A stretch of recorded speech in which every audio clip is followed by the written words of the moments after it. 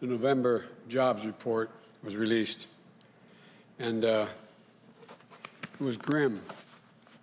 It shows an economy that's stalling, and we remain in the midst of one of the worst economic and job crises in modern history. But it doesn't have to stay that way. If we act now, we can begin to regain momentum and start to build back a better future. There's no time to lose. Millions of people have lost their jobs or had their hours slashed. They've lost their health insurance or are in danger of losing their health insurance. 1 in every 6 renters is behind in rent. 1 in 4 small businesses can't keep their doors open. And there's a growing gap in Black and Latino unemployment, and the gap remains much too large.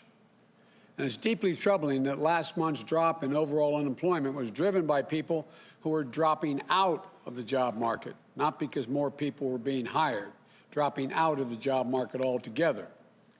They've lost hope of finding a job, or they're taking full-time caregiving responsibilities as child centers remain closed and their children learn remotely. Over the past 3 months, 2.3 million more people are long-term unemployed, meaning for 23 weeks or more. By far the largest increase on record. This is a dire jobs report. It's a snapshot, I might remind you, up to mid-November. Before the surge in COVID cases many predicted, and the deaths rise that we've seen in December, as we head into a very dark winter ahead. For example, since October, cities are down 21,000 educators, just as schools need more help in fighting against the pandemic. A couple of days ago, I spoke with a school crossing guard, a server, a restaurant owner, and a stagehand. Good people, honorable people. Decent, hard-working Americans from across the country. It reminded me of my dad, who lost his job in Scranton and eventually moved our family to Delaware, just outside of Wilmington, a place called Claymont. He used to say, you've heard me say it before, Joey, I don't expect the government to solve my problems, but I expect them at least to understand my problems. The folks I'm talking about, the folks out there aren't looking for a handout. They just need help. They're in trouble through no fault of their own.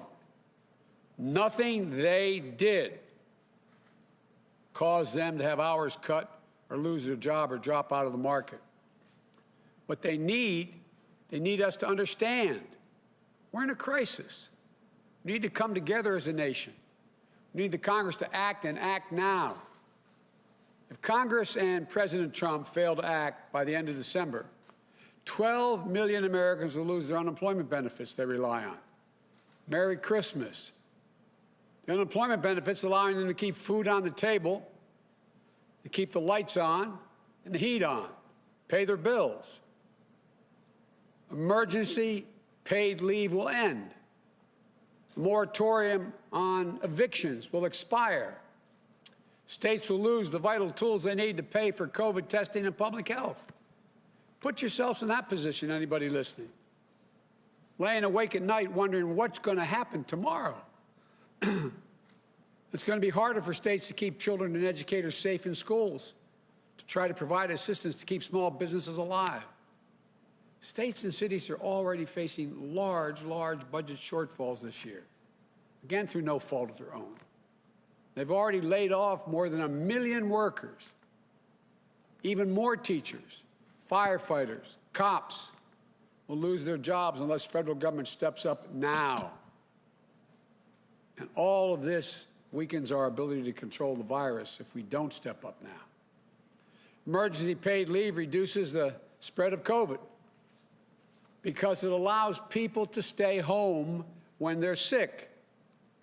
States and cities need funding to direct their COVID response, which is the only way we're going to end the economic crisis as well. Only way we're going to get people back to work. I'm not alone in saying this situation is urgent. If we don't act now, the future will be very bleak. Americans need help, and they need it now. And they need more to come early next year. But I must tell you, I am encouraged by the bipartisan efforts in the Senate around $900 billion package for relief. It's a bipartisan effort. Congress, as they work out the details of this relief package, they're going to have to focus on resources for direct public health responses to COVID-19. We need meaningful funding for vaccines now, so don't lose time and leave people waiting for additional months. We need serious funding for testing now. We need to ramp up testing, allow our schools and business to operate safely. The sooner we pass the funding, the sooner we can turn the corner on COVID-19. You know, in the weeks since this election ended, there were questions about whether Democrats and Republicans could work together. I know many of you are skeptical about my view that they will and can. Right now, they're showing they can. Congress and President Trump have to get this deal done for the American people. But any package passed in the lame duck session is not going to be enough overall. It's critical, but it's just a start. Congress is going to need to act again in January. Earlier today, I consulted with a number of my economic team, most of which have been announced by now. And Vice President Harris and I announced that team last week. As we inherit the public health and economic crisis, we're working on a plan that we'll put forward for the next Congress to move fast to control the pandemic, to revive the economy, and to build back better than before. We hope to see the same kind of spirit of bipartisan cooperation as we're seeing today. Our plan is based on the input from a broad range of people. The Vice President-elect and I have been meeting with since winning this election last month. Labor leaders, the leading CEOs in the country, mayors and governors of both parties, parents, educators, workers, small business owners.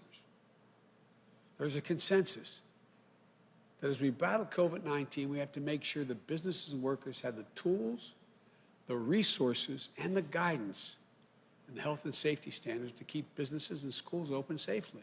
It can be done. Because here's the deal. The fight against COVID won't be won by in January alone. To truly end this crisis, Congress is going to need to fund more testing, as well as a more equitable and free distribution of the vaccine. We're going to need more economic relief to bridge through 2021 until this pandemic and economic crisis are over. And then we need to build back better. I've said it before, an independent analysis by Moody's, a well-respected Wall Street firm, projects that my Build Back Better plan would create 18.6 million good-paying jobs. It's based on a simple premise. Reward work in America, not wealth. We're going to invest in infrastructure, clean energy, and manufacturing, and so much more. We'll create millions of good-paying American jobs and get the job market back on the path to full employment. This will raise incomes, reduce drug prices, advance racial equity across the economy, and restore the backbone of this country, the middle class. Look, the bottom line, it's essential we provide immediate relief for working families and businesses now. Not just help them get on the other side of this painful crisis, but to avoid a much broader economic cost due to long-term unemployment and businesses failing. By acting now, even with deficit financing, we can add to growth in the near future. In fact, economic research shows that with conditions like the crisis today, especially with such low interest rates, not taking action, the action I'm proposing, will hurt the economy, scar the workforce, reduce growth, and add to the national debt. Look, I know times are tough. The challenges are daunting. But I know we can do this. We can create an economic recovery for all, for everybody. We can move from crisis to recovery and to resurgence. For Lord's sake, this is the United States of America. We've done it before, and we'll do it again. We will, I promise you. So I thank the bipartisan group that's trying to put something together right now. We're going to need more bipartisanship as we move on. God bless you guys and women are doing this. God bless our country, and may God protect our troops. I'll stop there, and I'll be happy to take some questions.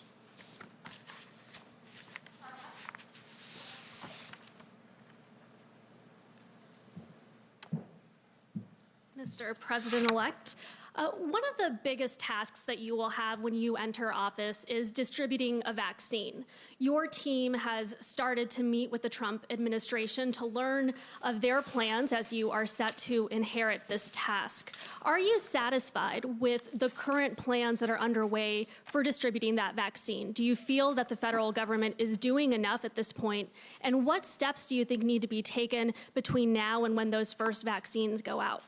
Well, there's a lot more that has to be done. They've clued us in on their planning on how they plan to distribute the actual vaccine to the various states. But there is no detailed plan, that we've seen anyway, as to how you get the vaccine out of a container into an injection syringe into somebody's arm. And it's going to be very difficult for that to be done, and it's a very expensive proposition. For example, you know, we agree with their priorities that they've laid out so far. I do, at least. My team is looking at it, of dealing with first responders and those in nursing homes and in home care, the first people on the list. But we also have to realize that we're in a situation where there has to be some equity in the way this is distributed. And that requires, for example, right now we're in a situation where you have, you know, the leading cause of death for all Americans this week is COVID-19.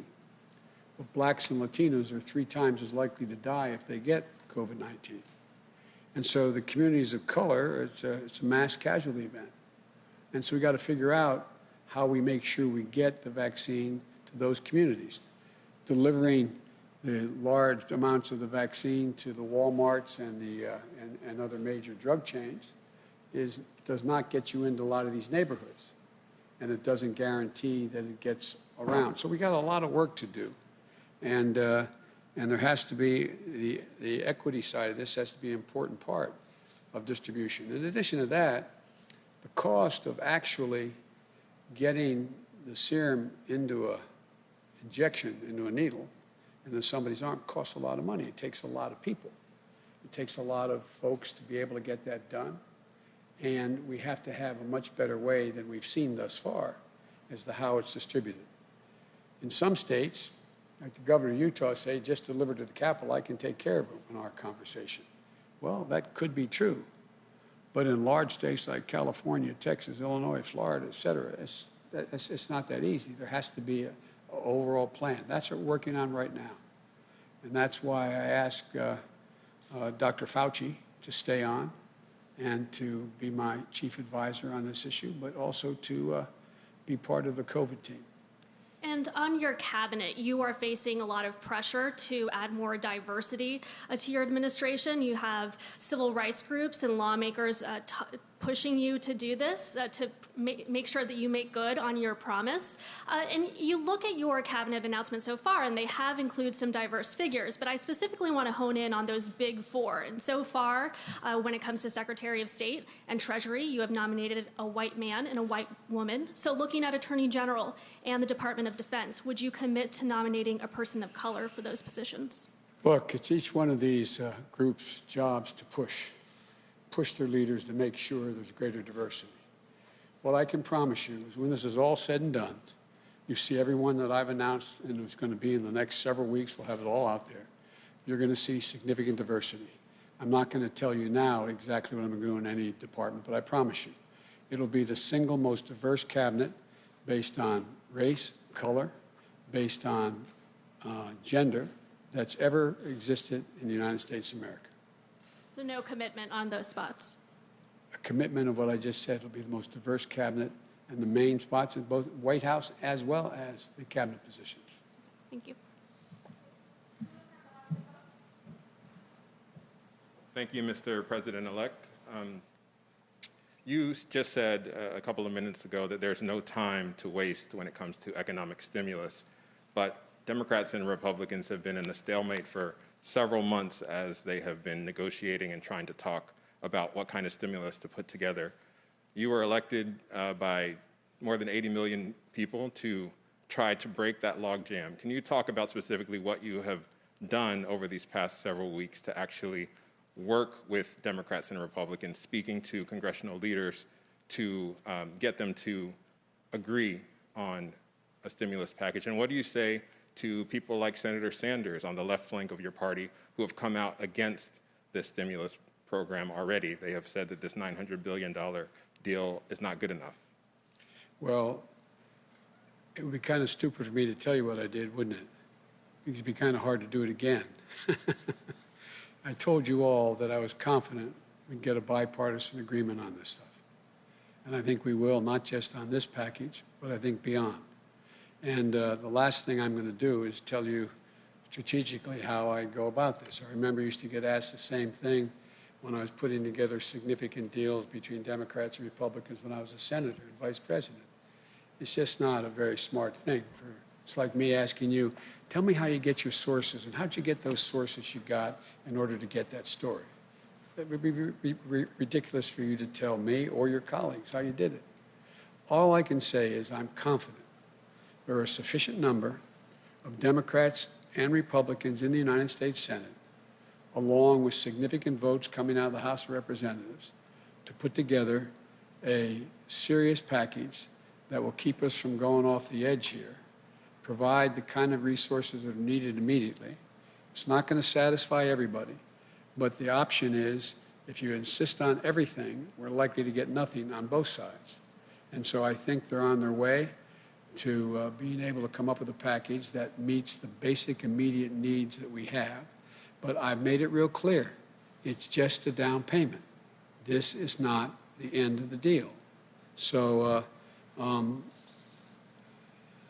I've been relatively good at negotiating over my career because I never, number one, reveal something somebody doesn't want me to in the deal, and number two, because I always keep my word. There are a number of progressives, including Senator Sanders, who have criticized this deal in part because it does not include the $1,200 checks that were in the last deal. What do you say about that? They say that the American people who are hurting, maybe not the small businesses, but just the everyday families, they don't have anything in this deal. They're not getting any of the stimulus that's in this $900 billion package. That's not what I understand, but I think it would be better if they had the $1,200. I understand that may be still in play.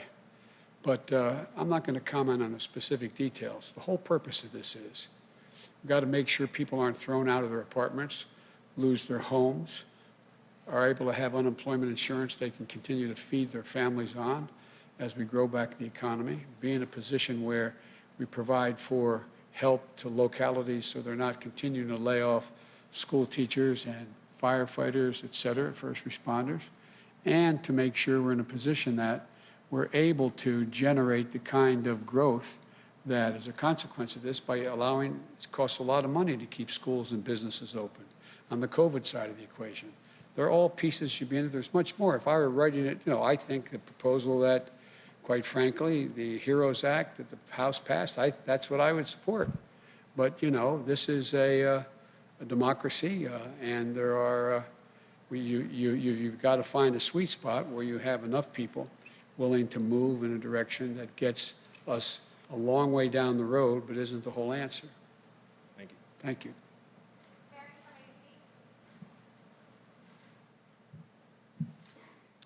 Thank you, Mr. President-elect. You're describing this compromise bill as a down payment, that you'll push Congress to do more once you're in office. But this bill is already more than Republican leaders want to spend. What if this isn't a down payment? What if this bill is it? What are your options then to get Americans additional relief? I never start off thinking that way. I always start off believing we can get it done. We'll get it done. But it's been more than 6 months this fight has been going on. Mitch McConnell still hasn't even signed off yet on this compromise bill. What makes you so confident that you will be able to get Republicans to go big once you're in office? Well, because the country's going to be in dire, dire, dire straits if they don't. Have you reached out to Leader McConnell? Have the two of you spoken yet? We'll be in dire trouble if we don't get cooperation. I believe we will. Thank you.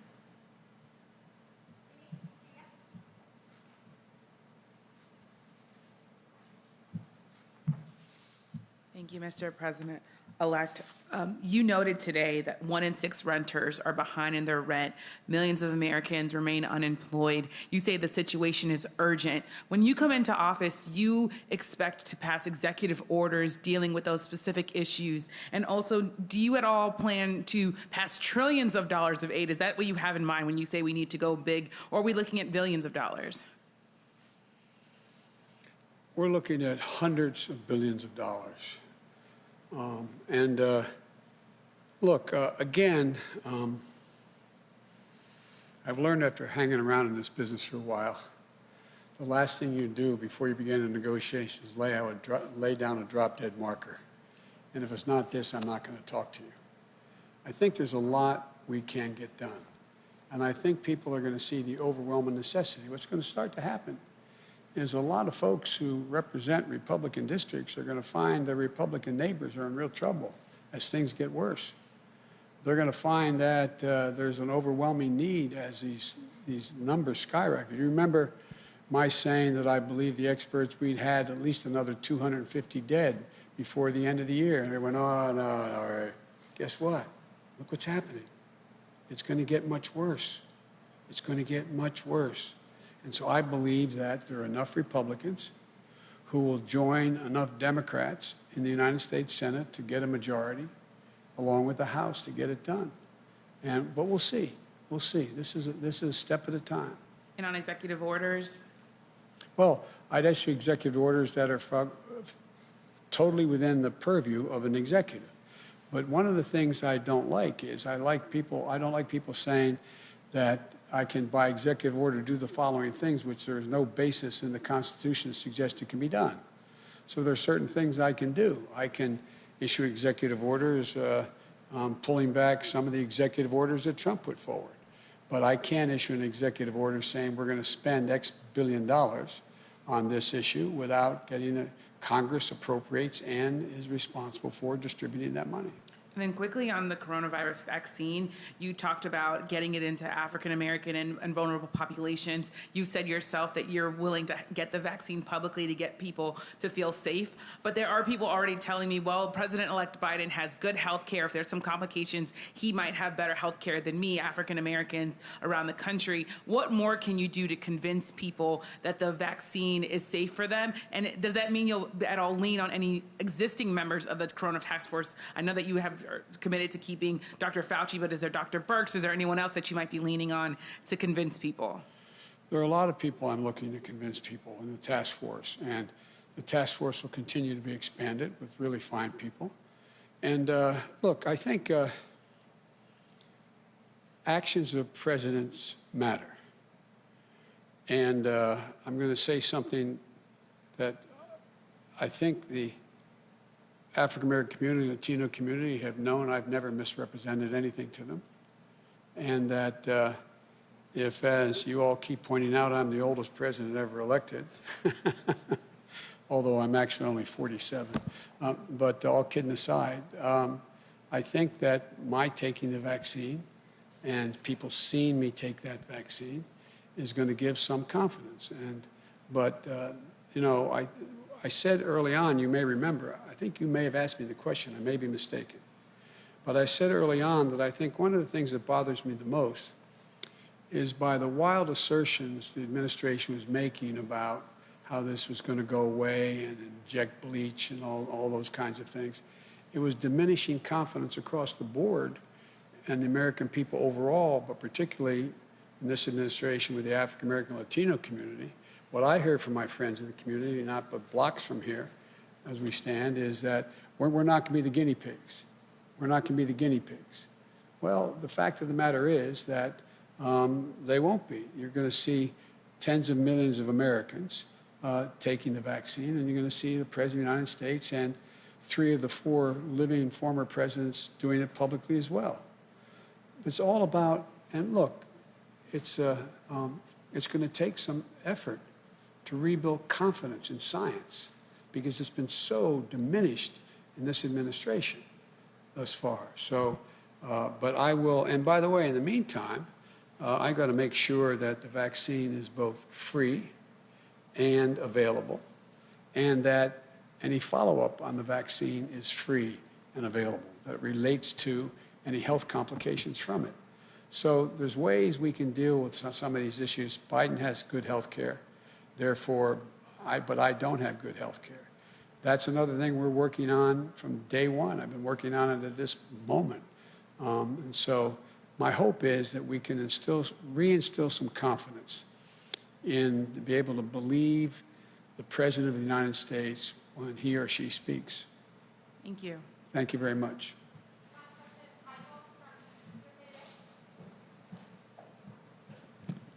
Thank you, Mr. President-elect. A lot of people are wondering what your inauguration is going to look like, considering So am I. considering that we are still in the middle of the coronavirus pandemic. So I would like to hear what you envision for the inauguration. Do you expect a scale-down event? You're still planning to take the oath on the west front of the Capitol? Will there be a parade? Will there be balls? What do you envision for your inauguration? Well, first and foremost thing is we're going to follow, again, the science and the recommendation of the experts on keeping people safe. So it is highly unlikely there will be 1 million people on the mall going all the way down to the memorial. I think we'll see. We're in discussion with the House leadership and the Senate leadership as to what they plan for the inauguration, particularly those 200,000 spots they control.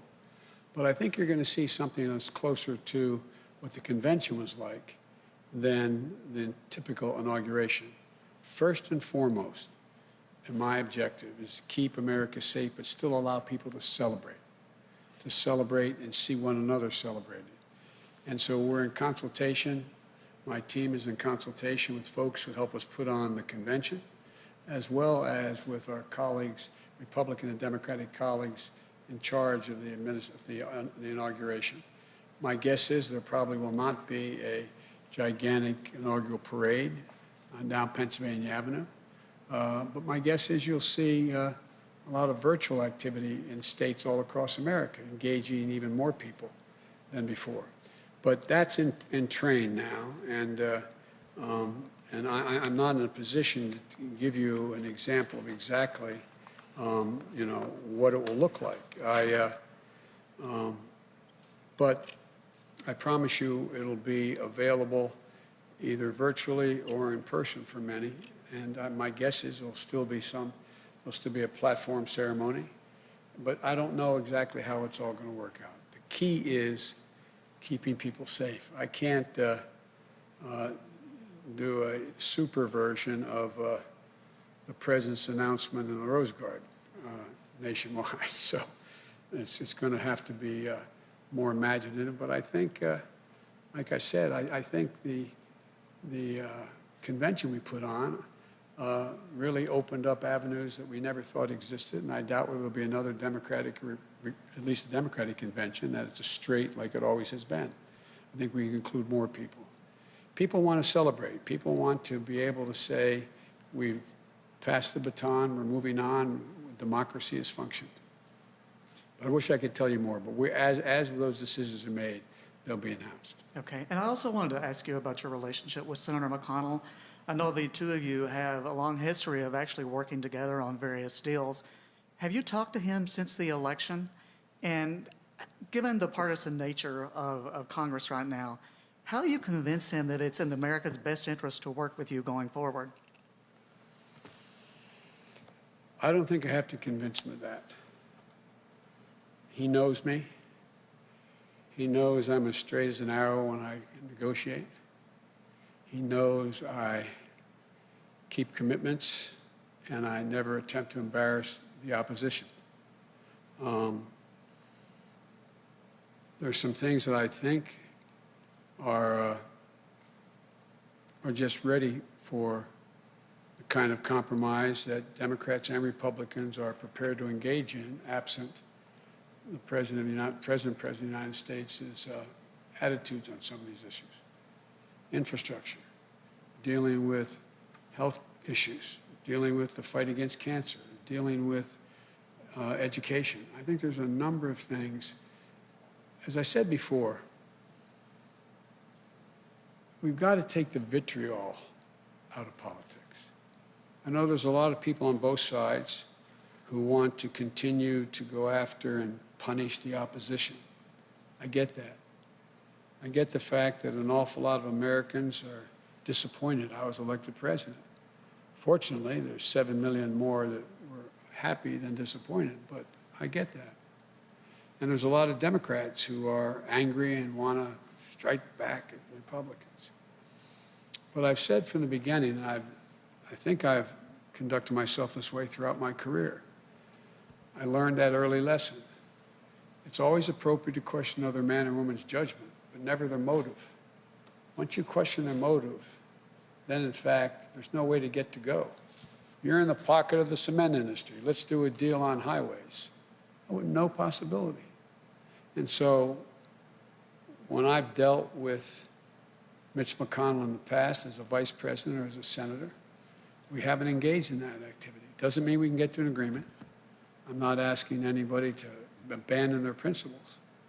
But I do think it makes no sense to engage in vitriol and trying to get to a place where I can't believe that a majority of the Republicans don't understand we need a new infrastructure in America. If there was nothing to do with jobs or a green economy, there's too many bridges that are going to collapse, too many roads in disrepair, too many Republican states that every time it floods, they flood out their water systems are polluted. It's just, these are common problems. And I'm confident it's going to be hard, but I'm confident we can get to agreement on a number of things that will be of consequence. Thank you all so very, very much. Is that it? Thank you. Appreciate it. Thank you.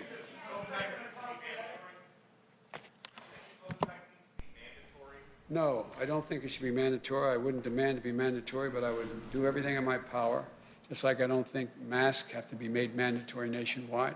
I'll do everything in my power as the President of the United States to encourage people to do the right thing, and when they do it, demonstrate that it matters. That's why I said in my inaugural speech, I'm going to ask people to commit for 100 days to wear a mask. Not because I'm asking it for any reason to punish. This is not a political issue. It's become one. But if people do it for 100 days, in the middle of what will be still a raging crisis, and the vaccine is able to be distributed, they're going to see deaths drop off the edge. They're going to see hundreds of thousands of people not getting sick. And my hope is they'll be then inclined to say, okay, it's worth the patriotic duty to go ahead and protect other people. Thank you all so very much. Thank you. Are you going to Georgia? Yes. When? Before Christmas? We'll help.